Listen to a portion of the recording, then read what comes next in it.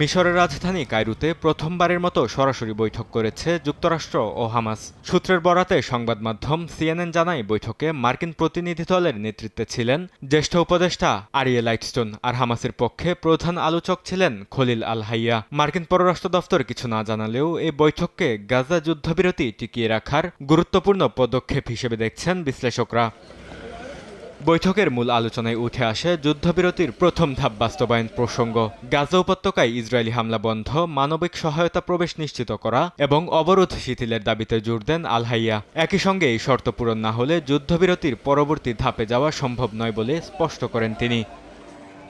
অন্যদিকে যুক্তরাষ্ট্র ও ইসরায়েলের প্রস্তাবে গুরুত্ব পাচ্ছে হামাসের নিরস্ত্রীকরণ। সূত্র বলছে, ইসরায়েল প্রথম ধাপ বাস্তবায়নে রাজি হলেও তার বিনিময়ে হামাসের অস্ত্র ত্যাগের প্রতিশ্রুতি চেয়েছে। তবে হামাস এই প্রস্তাবকে অসম ভারসাম্যপূর্ণ বলে প্রত্যাখ্যান করেছে। উপত্যকায় ইসরায়েলি হামলা বন্ধ এবং নিরবিচ্ছিন্ন মানবিক সহায়তা নিশ্চিত করার দাবি তুলেছে সংগঠনটি। গেল অক্টোবরে যুদ্ধবিরতি কার্যকর হলেও গাজায় বন্ধ হয়নি ইসরায়েলি হামলা। উপত্যকার স্বাস্থ্য মন্ত্রণালয় জানায়, যুদ্ধবিরতি চুক্তির পরও দখলদারদের হামলায় শত শত ফিলিস্তিনি নিহত হয়েছেন। একই সঙ্গে ভবিষ্যতে গাজা শাসন, নিরাপত্তা কাঠামো এবং আন্তর্জাতিক বাহিনী মোতায়েন এসব প্রশ্ন এখনও অমীমাংসিত রয়ে গেছে। বরকতুল্লাহ, সময় সংবাদ।